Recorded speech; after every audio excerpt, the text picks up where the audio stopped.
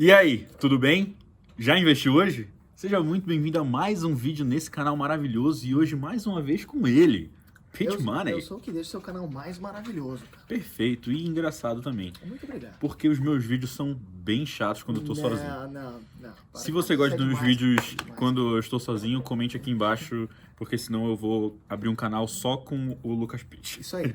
Bom, hoje a gente vai falar sobre o quê? O que a gente vai falar? Via Varejão, né? Via Da Varejo. massa. Exatamente, a gente gravou um vídeo falando sobre a parte qualitativa de Via Varejo e está lá no canal do Pitch, então entra aqui no link na descrição. E aqui a gente vai falar sobre o Snowflake de Via Varejo. Sim. E para quem não sabe, dentro da Inside a gente já tinha o Snowflake de Via Varejo do primeiro trimestre de 2020. E agora que saiu os resultados do segundo trimestre de 2020, o que eu fiz? Você que é o dedinhos de gatilho, Eu atualizei. você é demais. Exatamente. Então, a nota mudou um pouquinho, vocês vão ver. Os parâmetros foram alterados também, né? Para comparar com os novos resultados da Magalu, que é a principal concorrente. Exatamente. Proceed, que é o segmento da Via Varejo. Sim. Né? Então, todos os parâmetros de segmento mudaram. Obviamente porque o trimestre mudou. Sim. E a gente vai ver que, na verdade, o Snowflake, ele mostra essa evolução de forma quase que sem alteração, né? Não mudou muito a nota. A gente vai ver que mudou um pouco a composição da nota, então alguns parâmetros mudaram. Eu encontrei também um errinho no Snowflake do primeiro trimestre de 2020. Você é um profissional que eu vou te falar, viu? Já tô por aqui com você. E eu gosto de encontrar erro nas coisas. E falar, e comentar a respeito. É verdade. Tonto. Possivelmente. Imagina se eu tivesse que falar nos meus vídeos todos os erros que eu cometi em 2 anos de canal. Ia ficar uma retratação de, 3 horas de live pra mim retratar. Dá pra escrever um livro. Dá. Bem grande. E mais eu encontrei um errinho, a gente vai comentar sobre isso, mas o Snowflake está aparecendo aqui na tela, o Snowflake do segundo trimestre de 2020, e você pode ver que a nota total deu 21,4%. Sim, uma Que queda. Que é muito parecida com a nota do primeiro trimestre de 2020, que é 22,6%. E aí algumas pessoas podem me perguntar, mas Fernando, a nota caiu? Isso significa que o resultado foi ruim? O que você acha? Eu acho que a pessoa esqueceu de um pequeno detalhe chamado Covid-19, né? É isso. Se você não sabe o que é. Se você não está ciente do que está acontecendo no mundo, Sim. é por aí. É importante colocar tudo em perspectiva, né? O cenário macro, o setor que ela está inserida foi um dos mais afetados, se não o mais afetado, mas elas se reinventaram, né? A Via Varejo se reinventou. Então, muita gente comentava sobre o turnaround de Via Varejo, ela teve que tá fazendo um turnaround num cenário muito desafiador e tá sendo Ela foi muito obrigada bem. a fazer um turnaround em cima de um turnaround. É um double turnaround. Double turnaround. Isso daí é uma manobra de skate ou não? Isso é um double turnaround com kickflip 360. Ok. O que significa mesmo, só pra eu ter Kickflip certeza? é uma manobra que eu nunca consegui fazer, 360 é 360. Ah, então tá bom. Então, basicamente, foi uma empresa muito impactada pelo Covid, isso se reflete nos resultados da empresa, mas a gente comentou sobre o resultado do segundo trimestre lá no canal do Pitch, que, na minha visão, foi um baita resultado, mostra que a empresa conseguiu se reinventar diante da crise, desse cenário diferente que nós estamos vivendo, mas eu gosto de ressaltar os erros de tudo, né? Os problemas de todas as empresas e tudo mais. Você é dessas. Eu sou Você é dessas. dessas. E a gente vai ver aqui que, na verdade, o Snowflake de Via Varejo, a nota de Via Varejo caiu mais por conta de um erro no Snowflake do que por outra coisa. Eu sabia, cara. A gente já tinha percebido, a gente só queria saber quando que você ia se dar conta disso. Houve um erro, mas na verdade não foi que houve um erro numérico na fórmula ou alguma coisa assim. Houve um erro de interpretação do número passado. Vamos pular Eu já perdi o dia, mas... para o número para entender o que aconteceu. Bora. Eu estou falando de dívida líquida sobre EBITDA. Tá. A gente está na parte de saúde financeira. Na verdade, a Via Varejo não tem dívida líquida negativa. Ela tinha um EBITDA negativo. Sim. Então, o que aconteceu? A dívida líquida sobre EBITDA dela no primeiro trimestre de 2020 ficou o quê? Negativa. E o Snowflake usa como parâmetro o quê? 3. Então, qualquer coisa que seja menor do que 3... É bom. É bom. Negativo é menor que 3. Só que não. Só que não. E aí que está Ela o já erro. deveria passar, não passar, Não passar. justamente por ter um EBITDA negativo. Na verdade, assim, se ela tivesse uma dívida líquida negativa também, acho que tudo bem. Mas ela ter uma dívida líquida positiva e um EBITDA negativo, isso faz com que a dívida líquida sobre EBITDA fique negativo, isso não é bom. Isso é bem ruim. Não deveria ser bom. Só que o Snowflake não interpreta. Sim. O Snowflake é um número no número. Sim. E o número é menor do que 3, então no Snowflake do primeiro trimestre de 2020, a empresa ficou com nota 1, passou em todos os indicadores de dívida líquida sobre EBITDA. O que é um erro, cara. O que é um Você erro. colocou ela no mesmo patamar de empresas que têm um EBITDA positivo e uma dívida líquida negativa, que é Exato. o melhor cenário possível. Exatamente. Você colocou o pior cenário junto com o melhor cenário. É isso. Parabéns, Fernando. Erros acontecem. Eu sou uma fã desse Ninguém, cara. Eu sou ninguém fã. é perfeito. É óbvio que não. Ninguém Tem é uns que perfeito. beiram, né? E outros que tentam. Eu estou um pouco longe. E então a gente pode perceber que houve esse probleminha de interpretação do Snowflake. Só que quando a gente vai para a análise do número atual de dívida líquida sobre EBITDA, ele passou a ser positivo, porque agora a empresa tem um EBITDA positivo. E aí a gente compara esse número, a gente vê que realmente não é um número muito bom.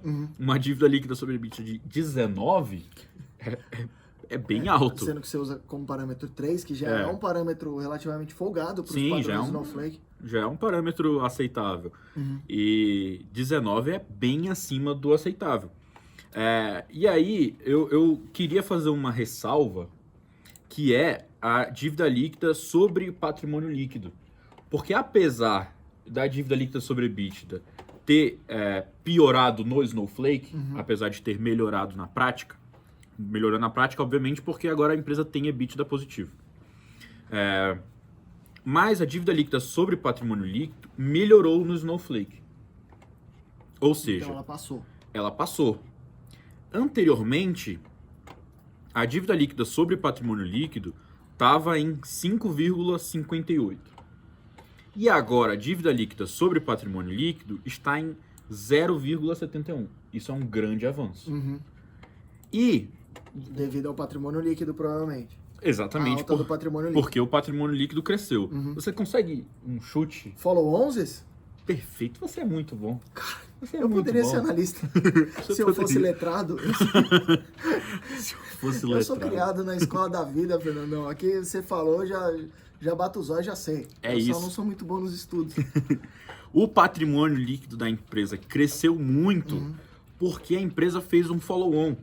E aí o follow-on, para quem não sabe, na parte da direita do balanço patrimonial, ele fica basicamente no capital social da empresa e em reservas de capital que a empresa pode fazer. Então, nesse caso, o que Que aconteceu? compõe o componente do patrimônio líquido. Isso, que faz parte do patrimônio Que líquido, compõe o componente foi excelente. Vai. que é um componente Perfeito. do patrimônio líquido. É isso. E exatamente isso. Então o patrimônio líquido cresceu muito.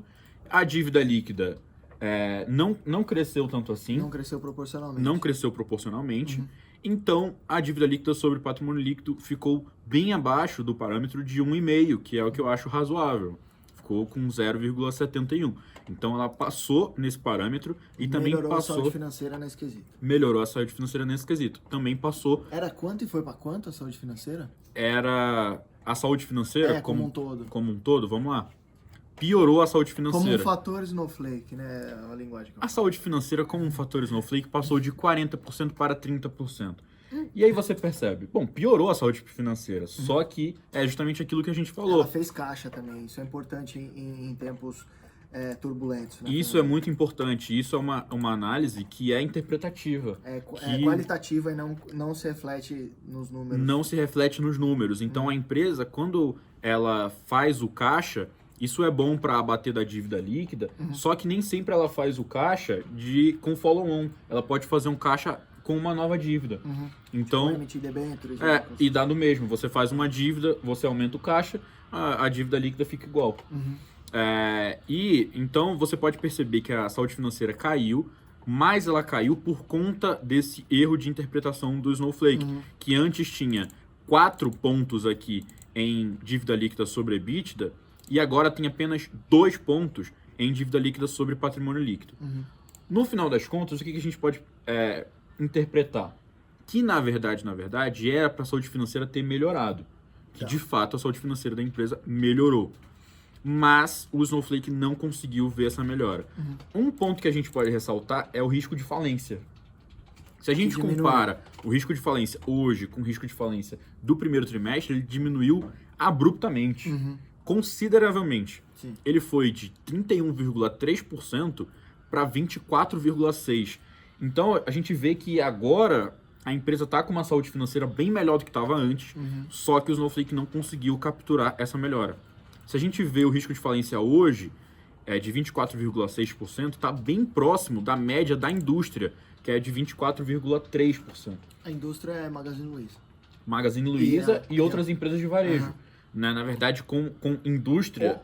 Outras, tipo, sei lá, Raia Drogasil, por exemplo, entra na... Não, Raia Drogasil não, mas B2W, entra Lojas Renner, que não fazem a mesma coisa, só que é da indústria varejo. E aí, B2W faz mais ou menos a mesma coisa, só que é 100% digital.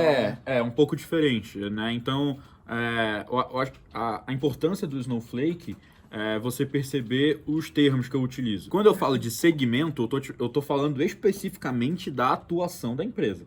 Como se fosse um subsetor. Exatamente. E quando eu falo indústria, é algo mais abrangente. É o que o Trademap chama de setor e de subsetor. É bem por aí. Exatamente. Então, quando eu estou analisando indústria, eu estou levando em consideração outras empresas do varejo também. E segmento, basicamente, Via Varejo e Magazine Luiza.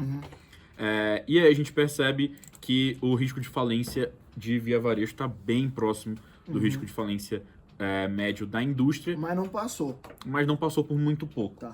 Por muito pouco. E isso 0,3 pontos percentuais. E isso pode, inclusive, no próximo trimestre, se a empresa continuar com essa melhora que a gente está vendo, isso pode mudar. Pode ser que no próximo trimestre a gente veja uma melhora nesse ponto. Um outro fator que mudou bastante foi o fator crescimento. A empresa passou de um crescimento de 30% para um crescimento de 50%. O que você acha? Eu acho bom, cara. Que é uma empresa de quê? A Via Varejo. Eu acho. É que ela já tem um market share bem grande, né? Não dá para ela ter também um crescimento assim astronômico de uma small cap, porque ela é uma large cap. Mas, como ela não paga dividendos, como em dividendos ela é ruim, em dividendos ela não paga. Só sobra a opção crescimento. Mas eu acredito que ela ainda tem espaço para crescer como empresa, mas ela tem muito mais espaço para crescer no operacional. Então ela sendo mais eficiente. Exatamente, ela consegue melhorar muito a eficiência dela e isso nada mais é do que um fator de crescimento da empresa. E como a gente já havia falado, o patrimônio líquido cresceu bastante. Isso se refletiu no crescimento do patrimônio líquido em 5 anos, que agora é um crescimento acima do meu parâmetro. Anteriormente ele era de menos 32% e agora está um crescimento de 2,2%. Então dá para perceber que cresceu bastante. Isso é em CAGR, comparando ano contra ano, ou é hoje contra 5 anos atrás? É CAGR. Tá. O crescimento anual médio também em CAGR do valor patrimonial por ação. Isso foi outra diferença, e aí a gente está falando do crescimento em 3 anos, que passou de menos 25% para 14%. Então a gente percebe que é um crescimento bem considerável aí, que foi ocasionado por esse follow-on. Então, o follow-on é aquele negócio, não é um crescimento operacional, né? Não é algo que a empresa foi lá Não é orgânico, né? não é orgânico, não foi a empresa indo lá e... Não é um mérito da empresa. Eu acho que é um mérito da empresa em partes. Em partes. Ela conseguiu ter mais sócios. Exatamente. Se fosse totalmente desgraceira, ninguém ia falar, eu não vou entrar no follow-on dessa desgraça. É isso. Mas ela captou e captou bem, né? Captou muito bem. O follow-on foi um sucesso que mostra que o mercado... Entrou? Não entrei. Ah, mas você já é acionista de Mas eu Via já Varejo. sou acionista. Tá. Mas é Quantos porque... por cento você tem em carteira? A gente não falou isso no meu canal. É muito baixo. Tipo 1% ou menos? Da carteira total é menos que 1%, mas da carteira de ações fica aí por volta de 3%. Tá bom. Então é baixo. Sabendo que é um risco maior. Então, inclusive, no último vídeo aqui do meu canal, que eu falei sobre como montar uma carteira de investimentos, eu falei sobre risco, né? Você tem que levar em consideração o risco antes do potencial de crescimento da ação. E por isso que Via Varejo é uma posição pequena na minha carteira. Perfeito, cara. E basicamente é isso. Uma outra alteração que teve foi uma perda pouco relevante em lucratividade, que na verdade foi ocasionada no Snowflake pela parte de diferença entre a margem líquida da empresa e a margem líquida média do segmento em 3 anos atrás, porque houve um não recorrente 3 anos atrás. Agora você vê que é uma diferença bem mais factual, que agora é de menos 0,87%. E perdeu esse ponto que tinha no Snowflake anterior. Bom, cara, assim, fazendo a minha análise, seriedade aqui, sem zoeira. Antes o Snowflake parecia uma pipa em ascensão, agora parece uma gaivota descendente. Isso só vai entender quem for assinante da Inside. Subiremos esse relatório que deu, esse Snowflake que deu 21,4%, mas a gente também já mostrou no canal e eu tentei vender a minha empresa num lugar que não era para eu vender. Mas só que no Snowflake da Inside, o que é que tem? Corzinhas, como é que chama isso? User UX, User Experience. A gente é muito bom. É isso. Por a gente eu digo Ricardo. Perfeito. A gente vê que o valuation não mudou, né? Ficou aí... Continua caro. Não, ficou com 23,1%, então significa que não tá tão barato assim, existem empresas mais baratas. Mas às vezes está barata no seu portfólio. Se você queria ter 3% via varejo e agora você tem 1%, ou porque as outras subiram, ou porque você ainda não aportou tanto que deveria em via varejo, você pode rebalancear comprando via varejo, que na Inside está com código de compra, não tá, Adriano? Estamos com código de compra na Inside. Se você quiser ver o upside, você pare de ser vagabundo e teste a Inside durante 7 dias. E esse é o canal do Fernando, não sei o que eu tô ofendendo. E o link da Inside está aqui na descrição. Então, basicamente é isso. Muito obrigado, Pete, por você ter participado. Parabéns, cara, pela sua análise. E por reconhecer seus erros. É isso. E por identificar os seus erros. Eu comento vários e eu não identifico. Você não identifica os seus erros? Não, vou embora. Acontece, tudo bem. Muito obrigado por você ter assistido até aqui. Se você gostou, clique em gostei e compartilhe para que a gente possa alcançar cada vez mais pessoas e levar a educação financeira para cada vez mais gente. Faça uma lista de transmissão com a sua família e mande os vídeos do Fernandão. É isso. E seja expulso dos almoços. Tchau, pessoal. Valeu.